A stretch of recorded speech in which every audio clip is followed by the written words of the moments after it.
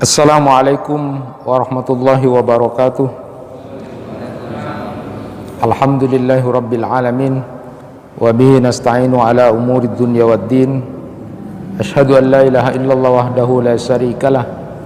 Wa ashhadu anna muhammadan abduhu wa rasuluh. Allahumma salli wa sallim wa barik ala nabiyyina Muhammad wa ala alihi wa ashabihi ajma'in. Amma ba'du. Bapak-bapak, ibu-ibu, jamaah kuliah subuh yang dirahmati Allah, kita akan melanjutkan kajian kitabnya Syekh Al-Muqbil, Qawaidul Qur'aniyah. Kita hari ini akan bahas tentang tawazun dunia dan akhirat, keseimbangan dunia dan akhirat. Beliau Syekh Al-Muqbil mengambil rujukan dasarnya dari Quran surat Al-Qasas ayat 77. A'udzubillahi minasyaitonir rajim. Wabtaghi fima ataqallahu ad-daral akhirah wa la tansa nasibaka minad dunya. Inilah dalil yang dijadikan rujukan oleh Syekh Al-Muqbil tentang tawazun dunia dan akhirat. Bapak-bapak, ibu-ibu, jamaah kuliah subuh yang dirahmati Allah, apa yang dimaksud keseimbangan dunia dan akhirat? Selama ini orang berasumsi dan beranggapan seimbangnya dunia dan akhirat itu ada yang beranggapan 50%. Jadi hidup itu 50% untuk dunia, 50% untuk akhirat. Apakah seperti itu? Atau ada juga yang kemudian memberikan gambaran dunia dan akhirat kita itu kalau begitu 12 jam untuk dunia, lalu 12 jam untuk akhirat. Apakah seperti itu? Ataukah kemudian istilah keseimbangan dunia dan akhirat itu cuma untuk mengingatkan orang-orang yang disibukkan oleh pekerjaan-pekerjaan dunia, ingat,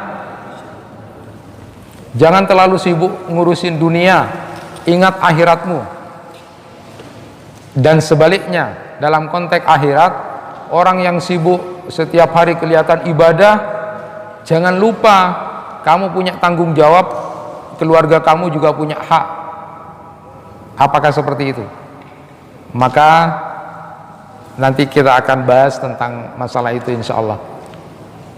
Bapak dan ibu sekalian, tentu jawabannya sama sudah seperti yang disampaikan oleh Sufyan As-Tsauri, salah seorang tabi'in yang luar biasa, punya kekuatan zuhud yang luar biasa. Beliau ketika ditanya oleh seseorang, "Ausini, nasihati aku," lalu kemudian Sufyan As-Tsauri itu menjawab kepada orang yang minta nasihat itu adalah, "I'amal lid-dunya biqadri baqaika fiha walil akhirati biqadri baqaika fiha." Itu apa yang disampaikan oleh Sufyan As-Tsauri kepada orang yang bertanya itu. Berbuatlah kamu untuk dunia kamu sebesar berapa waktu yang akan kamu habiskan selama di dunia, dan berbuatlah untuk akhiratmu sebesar berapa waktu yang kamu akan habiskan untuk akhiratmu. Jadi jawabannya seperti itu. Jadi kalau kita tahu bahwa hidup di dunia itu cuma antara 60 sampai 70 tahun, ya berbuatlah, beramallah sebesar itu saja.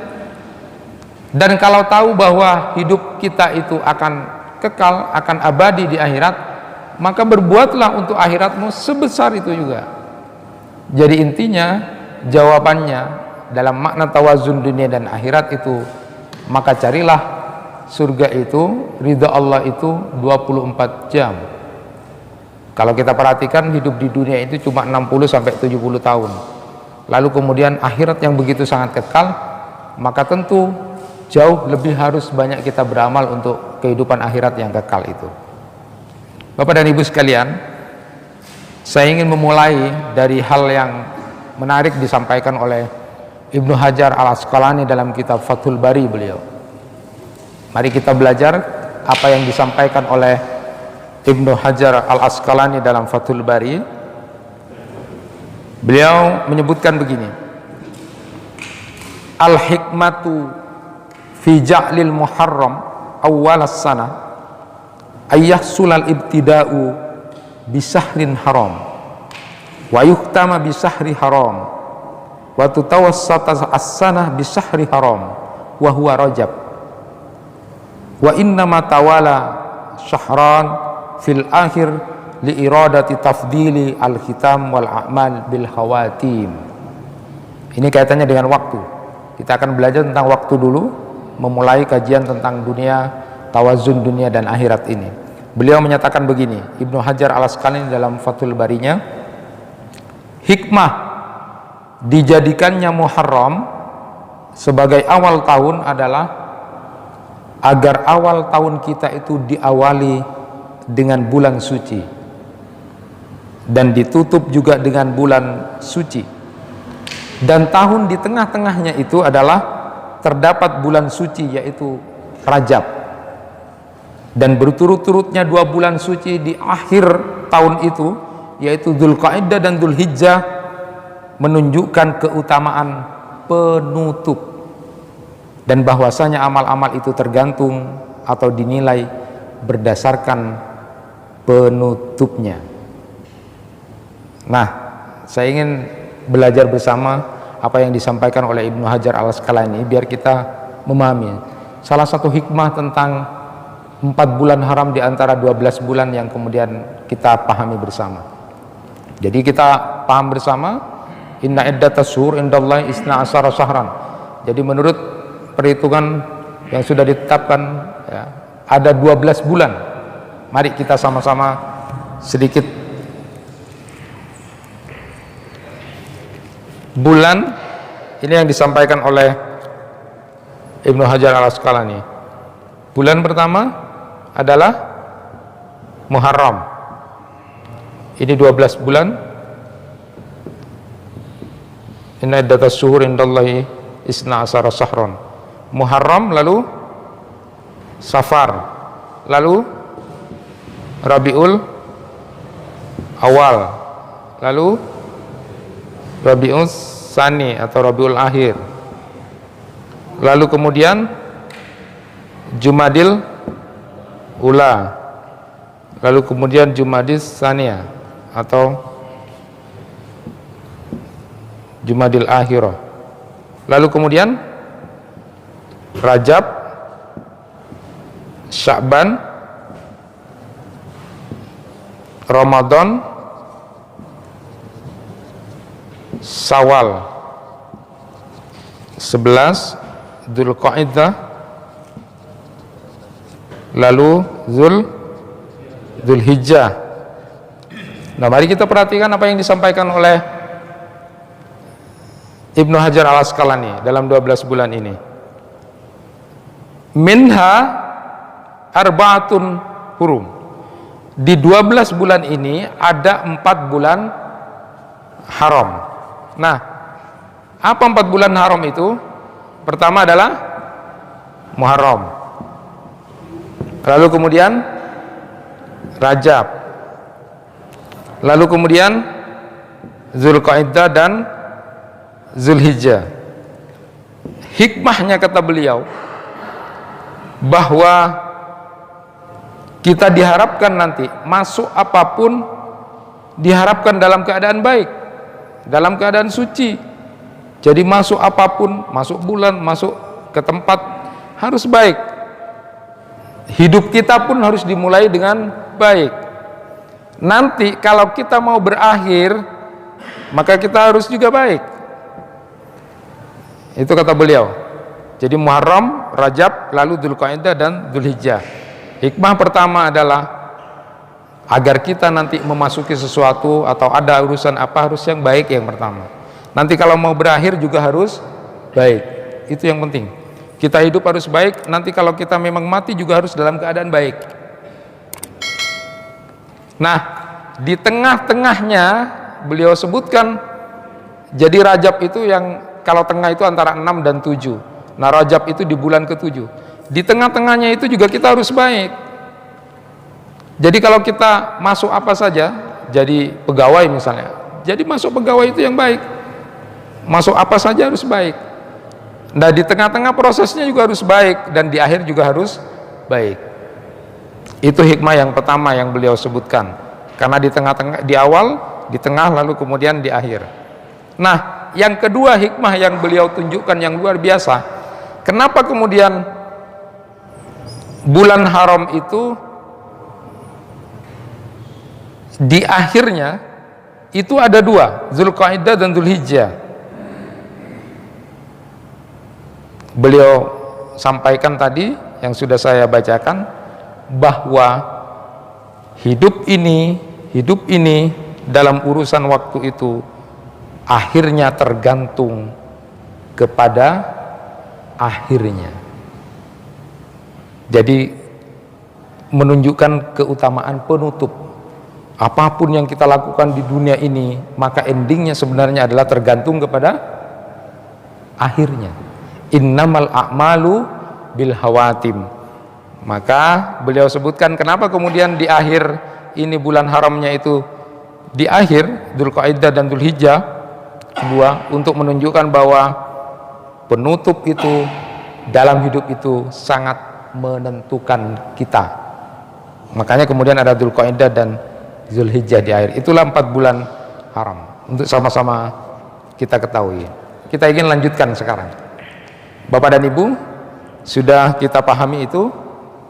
Jadi mari kita masuk di bulan haram ini dengan baik, di awal tahun ini dengan baik, lalu akhiri juga dengan baik. Apapun kita masuk dalam keadaan baik, lalu keluar dalam keadaan baik. Maka bahasanya kalaupun ada dalam keluarga kita ada masalah, kalau bisa kita nikah dengan baik-baik, kalaupun berpisah juga harus baik-baik. Jadi akhiri dengan baik. Masuk pegawai negeri harus baik, akhiri dengan baik. Masuk instansi apapun baik, akhiri dengan baik, dan prosesnya di tengah juga harus baik. Ini yang dinilai. Tetapi penentuan dan penekanannya adalah ditentukan kepada akhir. Di akhir itulah yang sangat menentukan. Bapak dan Ibu sekalian, maka tentu jangan kemudian sia-siakan kita memasuki bulan Muharram ini. Paling tidak seperti yang disabdakan oleh Rasulullah sallallahu alaihi wasallam, afdalus siyam ba'da Ramadan sahrullah al-Muharram. Jadi puncaknya puasa yang terbaik setelah bulan Ramadan itu adalah puasa di bulan Muharram. Mulai kesucian masuk di awal tahun itu dengan keadaan kita berpuasa. Nanti paling tidak di Asyura itu, menurut Ibnu Qayyim Al-Jauzi itu dalam kitab Zadul Ma'adnya, tingkatan puasa yang utama itu adalah puasa di Asyura, lalu kemudian Tasu'a, lalu kemudian sesudahnya. Itu yang paling tinggi kata beliau di Zadul Ma'ad. Lalu yang kedua adalah puasa cukup puasa Tasu'a dan Asyura. Dan yang ketiga cukup hanya Asyura saja yang tidak biasa puasa. Itu tingkatan yang beliau sampaikan. Nah, kita ingin menyimpulkan ini dulu sebelum kita lanjutkan tentang masalah ini. Jadi seperti yang saya sampaikan di pertemuan kemarin, kitabnya Syekh Mahmud Al-Misri itu Al-Khawf min Su'il Khatimah, cemas takut tentang Su'ul Khatimah itu, beliau salah satunya menyebutkan bahwa memang amal itu tergantung kepada akhir kita. Innamal a'malu bil hawatim, dilihat dari akhirnya. Hadis tentang diingatkan oleh Rasulullah, ada orang yang kemudian amalnya bagus, sudah seperti sedikit saja dia ke surga, tapi di catatan Allah kemudian dia melakukan perbuatan ahli neraka di akhir hidupnya, lalu kemudian dia melakukan perbuatan ahli neraka dan masuk neraka. Naudzubillah min dzalik. Nah, sudah pernah saya sampaikan, itu bisa terjadi. Ulama hadis menyatakan siapa itu orang-orang yang kemudian melakukan amal yang seolah-olah surga sudah dekat dengan dia.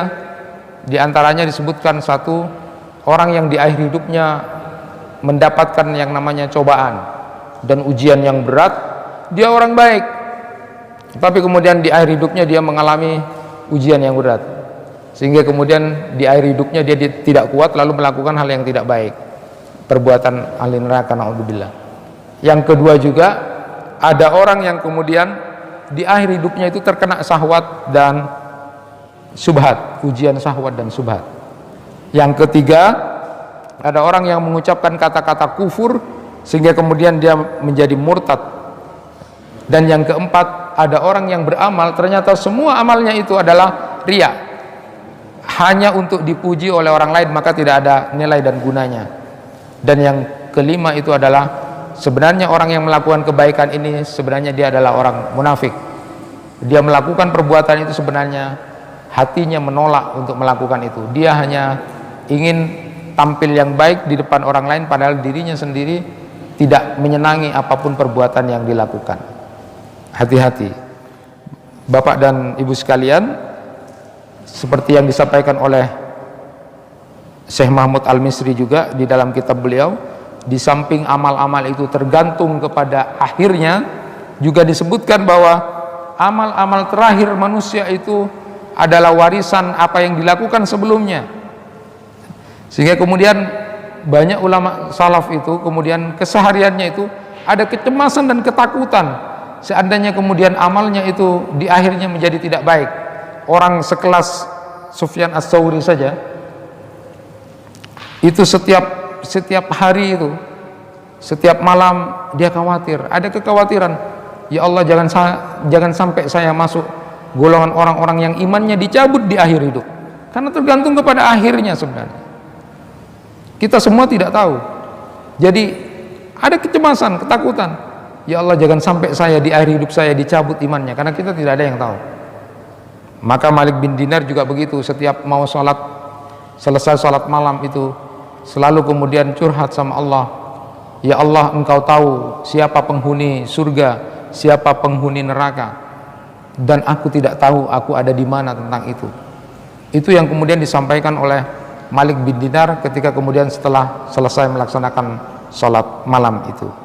Maka tentu yang harus kita kuatkan itu adalah roja kita kepada Allah, harapan kita kepada Allah agar kita mendapatkan rahmat dari Allah Subhanahu wa taala.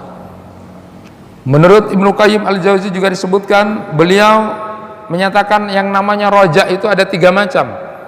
Ada 2 roja yang terpuji dan 1 roja yang kemudian tercela. Harapan yang benar seorang hamba itu adalah 2 yang terpuji. 1, hamba Allah yang kemudian melakukan terus ketaatan, dia berharap mendapatkan ridha Allah, rahmat Allah, dia melakukan ketaatan dan dia berharap, itu roja yang terpuji.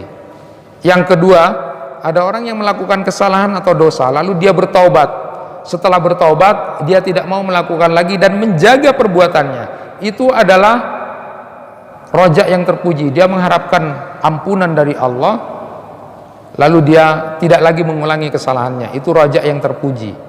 Nah, roja yang tercela itu atau roja harapan yang salah dan yang menipu adalah orang yang menginginkan dapat rahmat dan ampunan Allah tapi dia tidak melakukan ketaatan.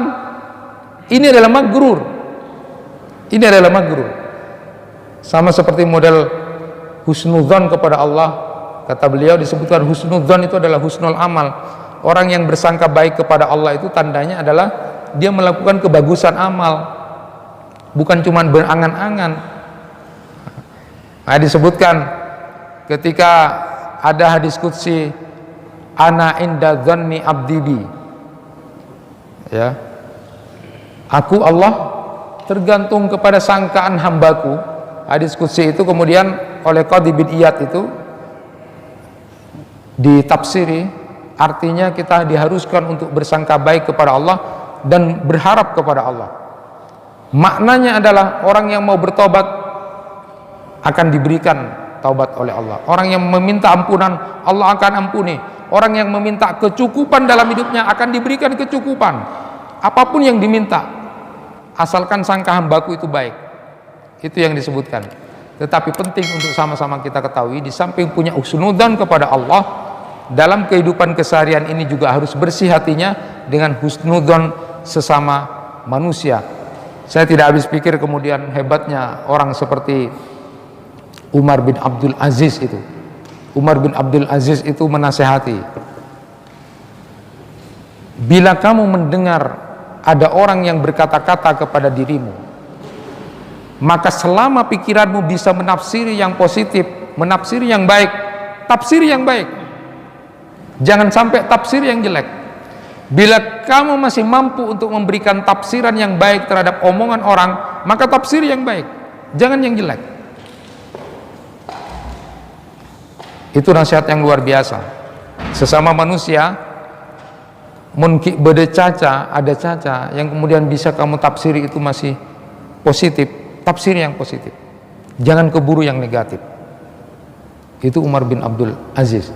Bahkan sahabat Ibnu Mas'ud radhiyallahu an itu pernah kemudian menasehati, bila kamu melihat orang yang terjerembab ke dalam dosa dan kesalahan, maka jangan kamu katakan kepada dia, ya Allah hinakan dia, jelekkan hidup dia. Tetapi sebagai seorang saudara yang baik, ketika melihat ada orang yang masih belum dapat hidayah itu, mintalah semoga nanti Allah memberikan petunjuk kepada dia dan diampuni dosa-dosanya. Itu orang yang baik. Jadi kalau bapak dan ibu melihat ada saudara kita yang masih belum ke masjid, belum salat dengan baik, jangan di hati kita muncul begini, mudah-mudahan Allah hinakan dia, mudah-mudahan Allah rendahkan dia. Jangan, karena kita mangkel mungkin. Tetapi sebagai seorang muslim yang baik, mudah-mudahan suatu saat nanti Allah memberikan hidayah kepada dia, Allah mengampuni dia. Itu kebersihan hati. Husnudan kepada Allah, juga sesama manusia juga punya kekuatan husnudan. Itulah orang-orang yang nanti akan diselamatkan oleh Allah Subhanahu wa taala. Ma'asyiral muslimin rahimakumullah, maka tentu orang yang kemudian punya kekuatan rojak kepada Allah yang kuat itu tidak hanya berpikir bagaimana menghabiskan waktunya itu selama di dunia 24 jam mencari ridha Allah atau ingin mendapatkan surga. Tidak hanya itu, tapi dia berpikir nanti seandainya dia mati, maka amalnya selalu mengikuti dia. Adimul himmah la yakna'u bimil'i awqatihi bitta'at wa innama yufakkiru illa tamuta hasanatuhu bimautihi. Tanda besarnya semangat orang beramal itu adalah dia tidak cuma berpikir akan menghabiskan waktu-waktunya untuk taat kepada Allah, tetapi dia juga berpikir bagaimana nanti ketika dia sudah mati, amalnya tidak ikut mati, tapi amalnya terus berlanjut. Itulah orang yang punya semangat beramal dan kecerdasan berpikir yang luar biasa. Salah satu di antaranya, saya ingin sampaikan, salah satu di antara amal yang orang bisa berpikir bahwa kalau dia mati, amalnya terus berlanjut, adalah mencoba mewakafkan tanah pekuburan. Bapak dan Ibu sekalian, sudah kita maklumi bersama, orang ingin kemudian amalnya tidak mati walaupun dia sudah mati, mendirikan masjid, madrasah, panti asuhan, sumur, apapun yang bermanfaat, dia kemudian tidak berhenti di situ, amalnya terus. Ada sesuatu yang menarik, kitabnya Syekh Abdullah As-Sahibani, beliau menulis kitab Ahkamul Maqabir fis Syariatil Islamiyah, hukum-hukum tentang kuburan. Nah, salah satu di antaranya mewakafkan tanah untuk dijadikan lahan pekuburan. Bahkan suatu saat itu menjadi amalan utama di saat sudah tidak ada lagi tanah untuk digunakan sebagai tempat pekuburan. Itu bisa menjadi amalan yang utama. Saya tertarik kemarin karena ada orang yang datang pada saya, dia kemudian bersama beberapa orang sumbangan uang untuk beli tanah, lalu dijadikan tanah pekuburan. Nah, ini yang menjadi menarik. Sumbangan uang, beli tanah untuk pekuburan. Ternyata sejak zaman Rasulullah ini sudah menjadi sesuatu yang penting untuk kita sama-sama pahami. Di Surabaya, saya kemarin ketemu teman saya bilang itu sudah 5 juta. Itu bagaimana tentang masalah itu? Beli tanahnya untuk pekuburan. Mari kita sama-sama pahami berdasarkan hadis Rasulullah SAW. Di antara amalan yang bisa menjadi amalan utama untuk bisa ketika kita mati pun kemudian terus mengalir. Pertama, hadis Abu Rafi radhiyallahu an, beliau berkata, Nabi sallallahu alaihi wasallam bersabda, "Man ghasala musliman fakatama alaihi ghafara lahu Allah arba'ina marrah. Wa man hafara lahu fa'ajannahu ujri alaihi ka'ajri maskan askanahu iya ila yaumil qiyamah.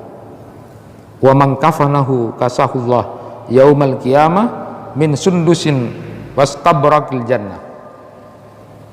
Rawahul Hakim wa Tabrani.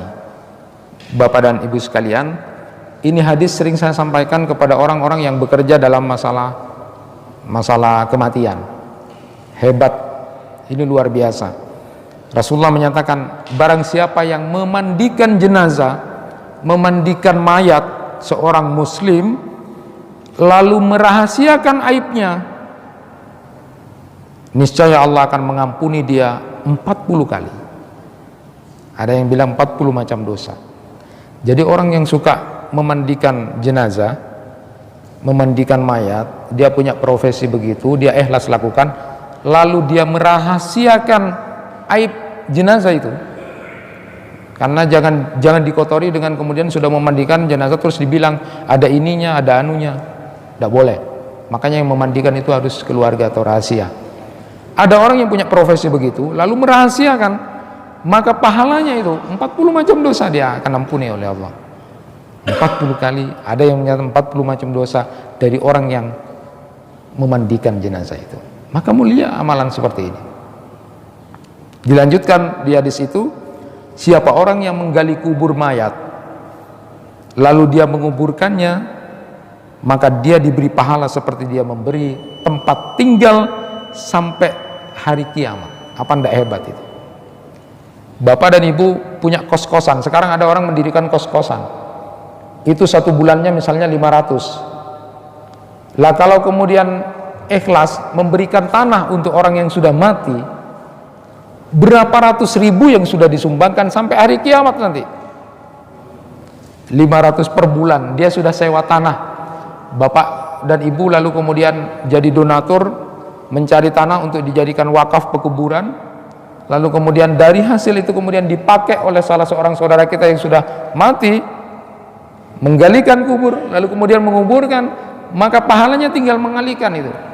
Kalau kos-kosan yang cari dunia saja 500 kali, 500 per bulan. Nah kalau sampai kiamat sudah menyewakan tanah, di dalam hadis ini disebutkan, siapa yang menggalikan kubur mayat seorang muslim lalu dia menguburkannya, maka dia dapat pahala seperti orang yang memberikan tempat tinggal, memberikan kos-kosan sampai hari kiamat. Berapa uang yang sudah luar biasa itu orang yang berpikir kemudian untuk menjadikan tanah wakaf pekuburan itu pada saatnya nanti. Nanti kita akan bacakan itu. Siapa orang yang mengkafani jenazah, maka Allah akan memberinya pakaian pada hari kiamat dengan pakaian sutra halus dan sutra yang tebal di surga. Luar biasa. Mengkafani. Nah kalau kita umumnya adalah mensolatkan dan ikut ke kuburan, mendapatkan 2 qirat emas, jadi 2 gunung emas. Tetapi dalam konteks ini saya menyampaikan di antara amal yang kemudian bisa terus kekal walaupun kita sudah mati adalah memberikan wakaf pertanahan untuk dijadikan lahan pekuburan. Orang yang berpikir seperti ini salah satunya adalah cerdas. Yang umum yang ada adalah untuk tanah masjid, tanah sekolah, apapun bisa. Tetapi ini juga menjadi luar biasa. Suatu saat ketika tanah sudah sulit untuk didapatkan, maka bisa menjadi amal utama adalah menyewakan tanah untuk dijadikan wakaf bagi orang-orang yang mati. Itu cerdas berpikirnya. Sumbangan buat beli tanah lalu kemudian dipakai. Karena pahalanya tadi luar biasa. Sampai hari kiamat seolah-olah dia memberikan tempat tinggal kepada saudaranya. Maka 4 madhab, Imam Hanafi, Imam Malik, Imam Syafi'i dan Imam Ahmad itu sepakat bahwa mewakafkan tanah untuk dijadikan lahan pekuburan itu disunnahkan dan termasuk amal jariah. Berdasarkan keumuman dalil bahwa suatu saat ketika Umar bin Khattab itu mendapatkan bagian tanah yang sangat luas di negeri Khaybar pada waktu itu. Beliau minta fatwa kepada Rasulullah sallallahu alaihi wasallam, maka Nabi kemudian menganjurkan untuk mewakafkannya di jalan Allah. Itu ketika Umar bin Khattab minta nasihat kepada Rasulullah sallallahu alaihi wasallam. Ada beberapa hal berkaitan dengan pekuburan, saya sampaikan dulu. Di kitabnya Akamul Maqabirnya Syekh Abdullah Sanabili itu, untuk kita, pertama, ulama madhab Hambali atau Imam Ahmad itu membolehkan orang yang masih hidup membeli tanah untuk dirinya, untuk kuburannya, dan berwasiat supaya dikuburkan di tempat yang dia beli itu. Dalilnya adalah seperti yang dilakukan oleh Utsman bin Affan radhiyallahu an, Aisyah radhiyallahu anha, Umar bin Abdul Aziz yang berwasiat, nanti kalau saya mati di pekuburan Baqi. Jadi boleh orang berwasiat, saya nanti kalau mati kuburkan di sini. Ya tentu masih kosong gitu kan. Makanya kalau ada yang sampai mau beli tanah sekalian, itu kalau di Jakarta, di Surabaya sudah mulai habis. Boleh membeli tanah untuk kuburannya sendiri. Berdasarkan dalil nasihatnya Nabi kepada Abu Dzar begini. Ya Abu Dzar, qultu labbaik ya Rasulullah wa sa'daik. Faqala kaifa anta idza asaban nas mautun yakunul bait fihi bil wasif yakni al qabr. Qultu Allah wa rasuluhu a'lam aw ma khara Allah wa rasuluhu qala alaika bis sabri aw qala tasbir. Jadi Abu Dzar itu pernah dipanggil oleh Rasulullah sallallahu alaihi wasallam, lalu kemudian Abu Dzar datang ketika dipanggil itu, lalu Nabi bertanya, bagaimana bila nanti manusia ditimpa kematian sehingga kemudian rumah mereka berada di Al-Wasif, tanah kuburan. Lalu kemudian Abu Dzar menjawab, Allah dan Rasulnya lebih tahu. Nabi bersabda, kamu harus bersabar. Jadi nanti suatu saat akan ada rumah-rumah itu sudah seperti kuburan, karena sudah tidak ada tanah lagi yang mau ditempati untuk jenazah. Lalu kemudian di sekitar itu banyak nanti dijadikan tanah kuburan. Bagaimana kalau sudah seperti itu? Ya bersabarlah. Maka penting untuk sama-sama kita pahami itu. Bapak dan Ibu sekalian, ketika menguburkan harus jelas tanahnya siapa. Jangan sampai kemudian dikuburkan di tanah yang tidak jelas bahwa itu wakaf untuk pekuburan. Karena bisa jadi kalau itu hak miliknya orang, nanti dikuburkan itu bisa menjadi dikuburkan di tanah gosok, tanah curian. Nanti kalau orangnya yang punya ini mau ngambil, boleh, sah untuk diambil dan jenazahnya untuk diangkat keluar tempat. Jadi hati-hati, jangan menguburkan jenazah di tanah yang tidak jelas. Jadi kuburkan di tanah pekuburan yang jelas, ya, karena nanti bisa menjadi tanah yang gosok. Nabi sallallahu alaihi wasallam bersabda, la yahillu malu mri'in muslim illa anti bi nafsi minhu. Tidak halal harta seorang muslim buat orang lain kecuali dengan kerelaan hati. Jadi kalau tanah ini bukan tanah pekuburan dibuat, dipakai, ya nanti diambil, boleh itu. Imam Syafi'i membolehkan, walaupun tidak suka karena ada kehormatan jenazah, tetapi jangan sampai dikuburkan di tempat yang bukan tanah pekuburan. Maka disebutkan juga terlarang atau tidak sah untuk menjual tanah kuburan yang jelas-jelas oleh pemiliknya diwakafkan sebagai tanah pekuburan. La yuba' asluha wala yuhab wala yuras. Jadi kalau sudah diwakafkan untuk pekuburan, tidak boleh dijual, tidak boleh untuk dibeli orang lain, tidak boleh dihibahkan, tidak boleh diwariskan, ya. Tetapi menurut fuqaha Imam Ahmad, menurut mazhab Hambali itu boleh sih menjual tanah yang ada kuburannya, dengan catatan, kata Imam Ahmad, bahwa itu adalah hak milik pribadi, tanahnya milik pribadi dan belum diwakafkan, ya, itu milik pribadi belum diwakafkan, dan kemudian jenazah di situ masih sedikit, masih boleh. Tetapi apabila menjual kuburan atau tanah yang sudah diwakafkan, maka itu tidak boleh. Ini lagi yang penting untuk kita sama-sama ketahui. Bagaimana kalau menjual tanah pekuburan yang sudah tidak bermanfaat? Misalnya sama-sama patungan buat tanah di areal pekuburan, tapi banyak orang yang tidak mau dimakamkan di situ karena struktur tanahnya tidak bagus atau jauh. Boleh tidak menjual tanah pekuburan yang sudah diwakafkan tapi kemudian tidak banyak dipakai oleh orang? Maka ada dua pendapat, ada yang membolehkan, ada yang tidak. Ya. Yang membolehkan itu beralasan bahwa dulu pernah terjadi di zaman Rasulullah SAW, tatkala Nabi SAW membeli sebidang tanah untuk pembangunan masjid, padahal tanah itu ada bekas kuburannya, maka dibolehkan. Dulu Rasulullah pernah diriwayatkan annahu amara bina'il masjid fa arsala ila mala'in min bani Najjar faqala ya bani Najjar saminuna bi hataitum hadha qalu la wallah la natlub samanahu illa ilallah faqala Anas fakana fihi ma'akul lakum kuburul musyrikin wa fihi kharbun wa fihi nakhlun fa amara Nabi sallallahu alaihi wasallam bi kuburil musyrikin fa nusibahu summa bil kharib fa suwiyat wa bin nahli fakuti'a. Tatkala suatu saat Nabi datang ke Madinah, beliau perintahkan supaya segera dibangun masjid di sini. Lalu beliau mengutus utusannya kepada warga Bani Najjar, juallah kepadaku tanah kalian. Mereka lalu berkata, demi Allah kami tidak akan menjual kecuali kepada Allah. Lalu Anas radhiyallahu anhu berkata, pada sebidang tanah itu ada apa yang aku katakan pada kalian, berupa kuburan-kuburan orang musyrik di sini dulu, rumah-rumah yang buruk, dan ada pohon-pohon kurma.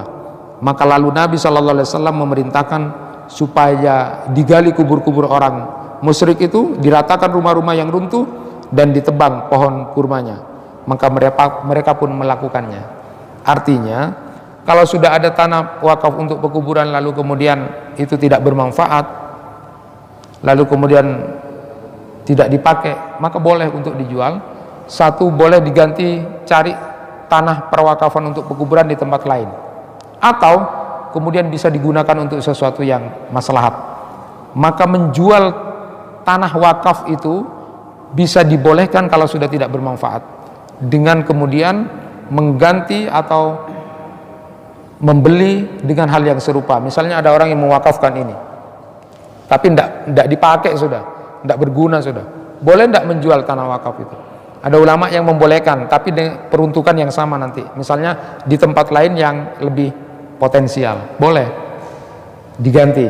Jadi uangnya tidak diambil untuk dibagi-bagi, bukan. Tapi uangnya nanti dipakai beli di tempat yang lain yang lebih strategis, atau digunakan untuk manfaat yang lain. Seperti yang terjadi ketika Umar bin Khattab itu melihat ada yang namanya Baitul Mal Mutamil itu sudah rusak, tidak dipakai. Maka lalu Umar menyatakan an unkilal masjidil ladzi fit tamarin waj'al baital mali fi qabli al masjid fa innahu la yazala fil masjid musallin. Jadi Umar itu pernah menyuruh, ganti saja ini sudah rusak, ganti masjid biar banyak orang. Lalu Baitul Malnya itu di sebelahnya. Artinya boleh. Kalau sudah tidak bermanfaat, nanti boleh kemudian diganti, lalu kemudian cari di tempat lain yang lebih strategis. Tapi bukan untuk dibagi-bagi, bukan. Tapi untuk diganti kegunaannya, dicarikan tempat yang lebih strategis. Itu boleh. Nah, Bapak dan Ibu sekalian, itu berkaitan tentang amal kita, supaya ketika kita nanti sudah mati, maka jangan sampai kemudian kita amalnya berhenti. Mudah-mudahan bisa berlanjut. Nah, saya singkat saja. Jadi kaidah, kita kembali kepada kaidah wabtagi fima ataqallahu darul akhirah wala tansa nasibaka minad dunya. Inilah kaidah yang disebutkan oleh beliau Syekh Al-Muqbil, wabtagi fima ataqallahu ad-darul akhirah wala tansa nasibaka minad dunya. Nah, ini sering ayat ini dipakai untuk istilah seimbangnya dunia dan akhirat. Padahal para mufassir itu tidak ada satupun yang menyatakan bahwa seimbang itu harus seperti 50%, 50%, atau kemudian 12 jam, 12 jam. Tidak ada. Ternyata misalnya Ibnu Katsir itu menyatakan bahwa ayat ini sesungguhnya adalah menyuruh, memerintahkan kepada manusia untuk menggunakan semua potensi dunianya, menggunakan semua potensi dunia yang dia miliki, terutama hartanya, karena ini berkaitan ayat sebelumnya tentang Korun yang kemudian lupa diri, tidak mau menginfakkan dan mensedekahkan hartanya yang banyak. Nah, jadi kata beliau Ibnu Katsir itu bahwa semua potensi dunia yang dimiliki oleh seseorang itu, terutama hartanya, harus digunakan untuk ketaatan kepada Allah. Jadi tidak menyuruh untuk kemudian 50%, 50% atau 12 jam, 12 jam, bukan. Justru para ulama itu menyatakan apapun yang kita punyai dan kita miliki, terutama harta kita, itu digunakan untuk taat kepada Allah. Hanya saja kemudian hak-hak hidup kita jangan dilupakan. Makan, minum, berpakaian. Tidak lantas kemudian kita beribadah terus taat pada Allah, tidak makan, tidak minum, tidak berpakaian. Keluarga kita juga punya hak. Inilah yang disebut dengan walatan sanasibaka minad dunya, ya.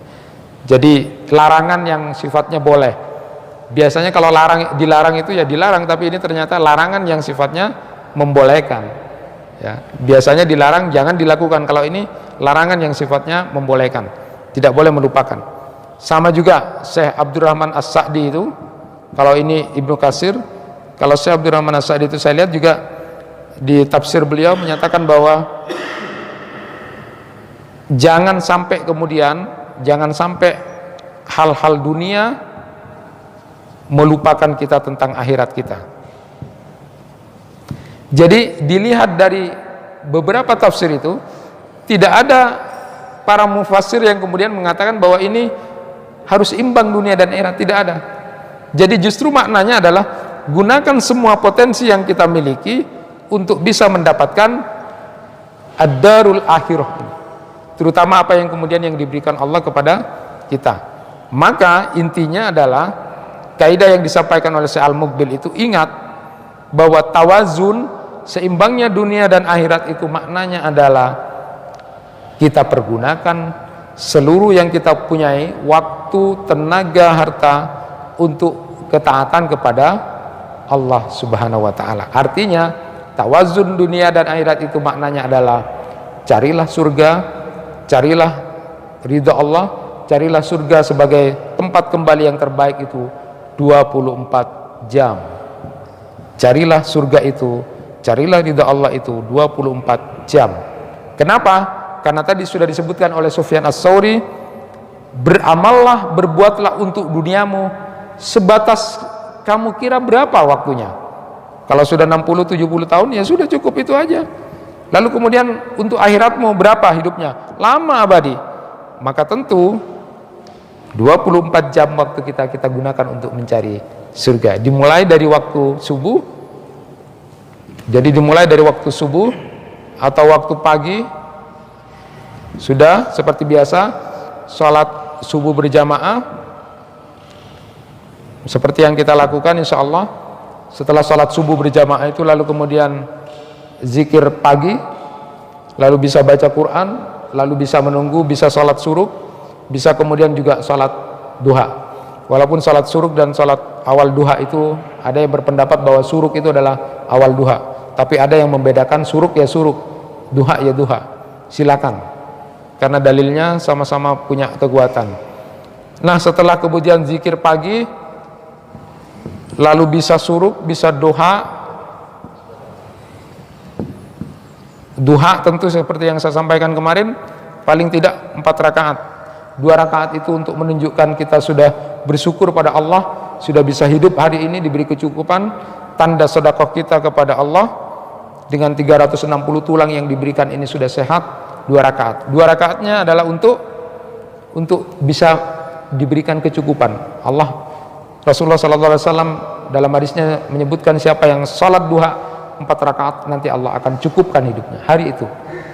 Jadi paling tidak 4 rakaat. Lalu berzikir, zikir yang sudah saya sampaikan kemarin. Lalu terus setelah itu adalah bekerja. Bekerja ini adalah dalam rangka mencari ridha Allah juga, dalam rangka untuk mencari surga. Karena bekerja itu adalah untuk menafkahi, itu kewajiban, menafkahi keluarga kita setelah kita sholat duha. Jadi sangat tidak disukai orang yang kerjaannya malas-malasan, seperti yang disampaikan kemarin, kaidah faida farakta fansab. Jadi kalau sudah melakukan apa, lakukan lagi yang lain. Jadi Islam sangat tidak suka kepada orang-orang yang hanya berleha-leha, bersantai-santai. Tidak boleh berhenti. Kenapa?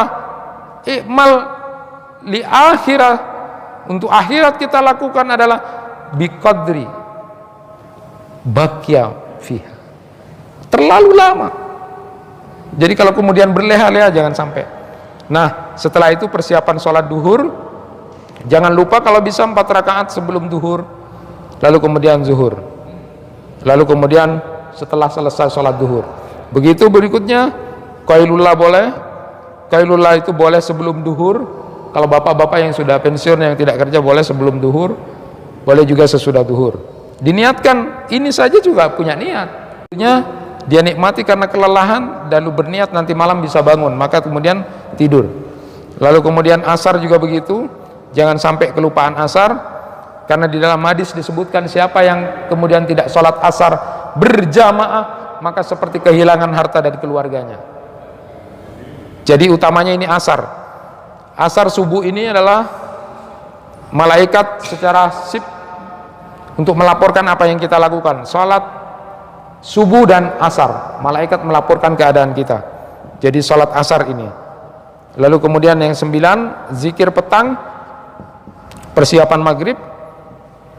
Ya seperti itu terus. Maghrib, lalu setelah maghrib kalau bisa kita menunggu waktu isya. Ini juga amalan utama yang sudah pernah disampaikan kemarin. Lalu kemudian isya. Siapa yang sholat isya berjamaah, seperti separuh waktunya dia sudah gunakan untuk sholat malam. Tapi kalau sholat subuh berjamaah, maka seperti seolah-olah seluruh malamnya dia gunakan untuk sholat. Nah setelah isya ini apa yang dilakukan? Tidak boleh begadang. Begadang hanya dibolehkan untuk keluarga. Begadang dengan keluarga, dengan istri pak, dengan anak-anak boleh. Ini pahalanya besar. Kadang-kadang kita sering begadang sama orang lain, tapi sama keluarga dibiarkan, mereka punya hak juga. Jadi mula'abatur rajul ila imra'atihi. Jadi bercandanya dengan istri itu adalah baru kemudian tidur. Nah tidur ini pun dalam rangka 24 jam untuk mencari ridha Allah. Wudhu dulu, setelah wudhu lalu kemudian baca surat Al-Mulk, boleh kemudian baca-baca yang lain sampai tertidur. Saat manusia tertidur, hamba ini tertidur, maka nilainya seperti orang berzikir. Kalau dia tidurnya dalam keadaan bersuci, para malaikat mendoakan dia ketika dia bersuci sebelum tidur. Lalu kemudian ketika dia tidur dinilai berzikir kepada Allah kalau tidurnya karena zikir. Tapi kalau tidurnya nonton sepak bola pak, tak tidur, pas bangun jam 2 ada punya, tidak dosa, tapi dia nilainya cuma segitu aja. Nah tapi kalau kemudian tertidurnya karena zikir, ini luar biasa. Bangun setelah itu kembali ke sholat subuh. Maka itulah tawazun dunia dan akhirat. Artinya segala potensi dunia yang kita miliki kita gunakan untuk melakukan ketaatan kepada Allah, untuk mendapatkan ridha Allah dan untuk mendapatkan surga yang merupakan tempat kembali yang paling nyaman. Inilah yang bisa disampaikan. Mudah-mudahan seperti yang disampaikan oleh Ibnu Hajar Al-Asqalani, kita masuk di bulan Muharram dengan baik, dan pada saat nanti kita dipanggil oleh Allah mengakhiri juga dengan baik, dan terutama di akhir-akhir waktu kita hidup ini punya nilai yang luar biasa. Karena apa? Amal kita ditentukan di akhirnya. Itu yang bisa disampaikan sebagai kaidah buat kita semua tentang masalah tawazun dunia dan akhirat. Kita akhiri dengan sama-sama membaca doa kafaratul majelis. Subhanakallahumma wa bihamdika asyhadu an la ilaha illa anta astaghfiruka wa atubu ilaik. Kurang lebihnya mohon maaf. Wassalamualaikum warahmatullahi wabarakatuh.